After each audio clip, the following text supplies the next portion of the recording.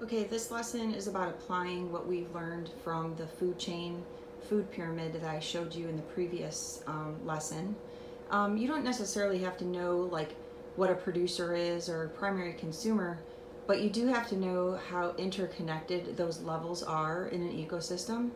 And we need to be able to apply a real world problem that is applicable to an ecosystem. So we're going to do a little example here of a real world problem that affects ecosystems and shows a series of events that can happen so that you better understand how it's all connected. So our real world relationship that we are going to provide in this little scenario here today is a issue that we had back in the 1950s with a pesticide called DDT. Okay, so DDT is actually a pesticide that we used on land to get rid of pests on our cropland. So I'm going to go through this scenario with you so that you could see the interconnectedness of how this thing that we applied on land actually ended up cycling through an ecosystem, causing devastation of a particular species. So here is a story. So here we've got some cropland, and let's say we're growing some corn, and we apply some DDT. So here's our DDT. And the DDT was great because it actually ended up killing off pests that were eating our crop. But the problem is that it rained. And when it rained, this DDT didn't stay on land. This DDT actually ended up running off the land. Okay? And it would run off the land into our waterways. So here's a lake. Okay? So now this DDT, because it didn't stay on the land, is now in the water.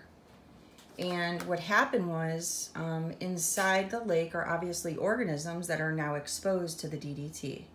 And what we have are things like little plants, little aquatic plants that are in the water.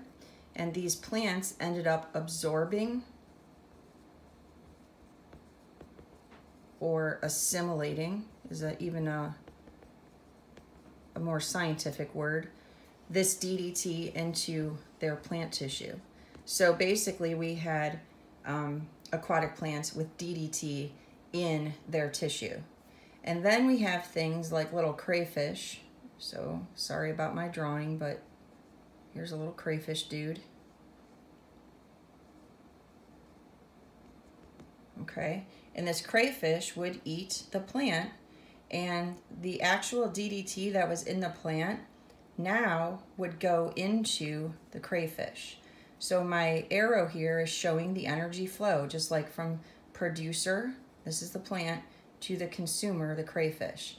So this is a primary or a producer, primary producer, and this is a primary consumer. So the crayfish is eating the plant, whatever.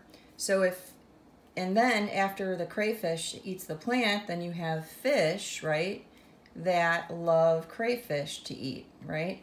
So then they eat the crayfish, and there's your flow of energy to the fish. And then you have things like a bird, like the bald eagle, okay?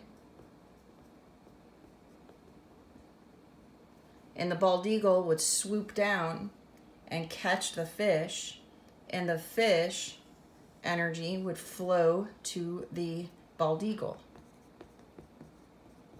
Now, not only did the DDT go into the plants, the DDT went into the crayfish, and the DDT went into the fish, and then it went into the eagle, okay? The problem is that it doubled each time it went up each trophic level or feeding level in this situation. So if we had 1 part per million DDT in the plants, part per million is just a unit of measurement for, like, in this case, DDT. if it was 1 part per million in the plant, if it doubled in the next trophic level, which is the crayfish or primary consumer, that means we would have 2 DDTs or 2 parts per million in the crayfish. And then if we had the fish eating the crayfish, the fish now would have not 2 parts per million, but 4. Do you guys see how it's doubling? And then if we had the eagle eat the fish, then obviously our part per million concentration of DDT in the eagle, I'm just going to move these because I ran out of orange cubes, would double again. So that would have 8 parts per million. So we would go from 1 to 2 to 4 to 8 parts per million of this poison in the bald eagle. So what we're seeing here is an interconnectedness, that what we're doing on land goes into water and transfers up through an ecosystem. This is a real world problem, a real world relationship. Now, the problem with this is that the bald eagle population, you may have heard, that they severely went down in their population size. And we found out because the mommy bald eagles would, incubate their eggs, sit on them, and they would crack. There was a huge drop in their population size. So then what they did was they took some samples of the tissues in the eggs, and they found DDT in the eggs and the tissues of the baby bald eagles. So then that got them to thinking, okay, let's backtrack and see where this is coming from. And so it really opened up the eyes of our impact on the natural world and how it flows through systems, just like what we've talked about with an ecosystem. Okay? And that's the end of this.